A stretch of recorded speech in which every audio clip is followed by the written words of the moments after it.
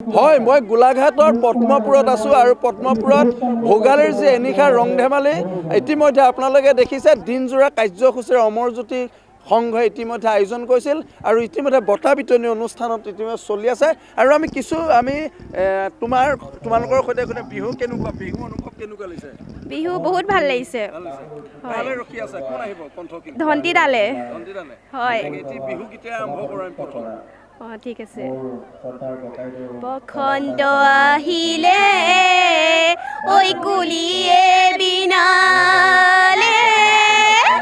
ঐ গছে বনে খলালে ঐ পাত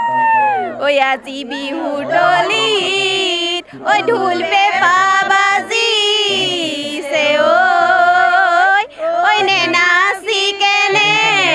গৈ থাকিও সিমানেই।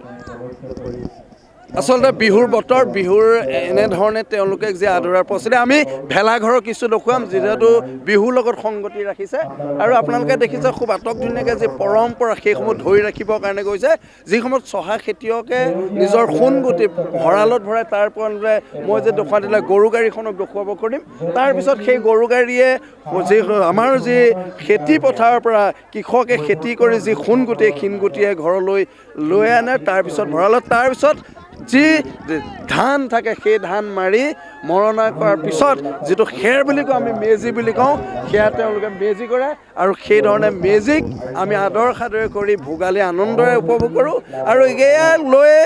ইতিমধ্যে গোলাঘাটৰ বিভিন্ন প্ৰান্তত ভেলাঘৰসমূহ সাজিছে আৰু ৰং ধেমালি কিন্তু তৃতীয় বছৰৰ কাৰণে পদ্মপুৰবাসী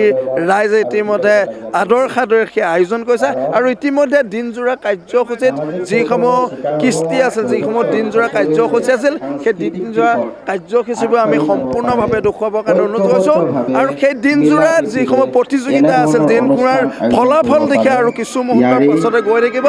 ইতিমধ্যে মই ইয়াৰ সমগ্ৰ পৰিৱেশ দেখুৱাইছোঁ যে বঁটা বিতৰণী অনুষ্ঠান চলি আছে যিসমূহ আচলতে দিনজোৰা কাৰ্যসূচীৰে যিসমূহ ইয়াৰ প্ৰতিভাসমূহ আছিলে ছাত্ৰ ছাত্ৰীসকলৰ মাজত চিত্ৰাংকন প্ৰতিযোগিতা ছাত্ৰ ছাত্ৰীসকলৰ মাজত কুইজ প্ৰতিযোগিতা আদি কৰি পৰম্পৰা ধৰি ৰাখিবৰ কাৰণে এইসকল যুৱকে ইতিমধ্যে প্ৰয়াস কৰিছে। মই জনাই আছোঁ যে পৰম্পৰা যি ধৰি ৰাখিবৰ কাৰণে এই গোলাঘাট জিলাৰ এই পদ্মপুৰবাসী ৰাইজে একত্ৰিত হৈছে আৰু মই বঁটা বিতৰণী অনুষ্ঠানৰ মাজলৈ দেখুৱাম যিহেতু মই ৰাজীৱক দেখুৱাইছোঁ বঁটা বিতৰণী অনুষ্ঠানৰ মাজত এইটো কাৰণে দেখুৱাইছোঁ ইয়াতে অসমৰ কেইবাগৰাকীও বিশিষ্ট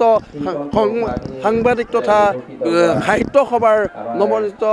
সম্পাদক মহোদয় ইতিমধ্যে ইয়াতে উপস্থিত আছে আৰু কিছু মুহূৰ্তৰ পাছতে ইয়াৰ যি দিনজোৰা কাৰ্যসূচী ইয়াৰ যি দিনজোৰা ফলাফল এইসমূহ আপোনালোকে বঁটা বিতৰণ কৰিব। তাৰ প্ৰাক মুহূৰ্তত মই এটা কথাই জানিম যে উদ্যোক্তাৰ পৰা আপোনাৰ পৰা কিছু আমি মন্তব্য ল'ব বিচাৰিম যে আৰু কিছু সময় পিছতে অসমৰ জনপ্ৰিয় কণ্ঠশিল্পী ধন্তি দাসৰ গীতৰ সৰাই আছে কি ক'ব এই মুহূৰ্তত কেনেকুৱা অনুভৱ হৈছে? আমাৰ অমৰজ্যোতি যুৱ সংঘৰ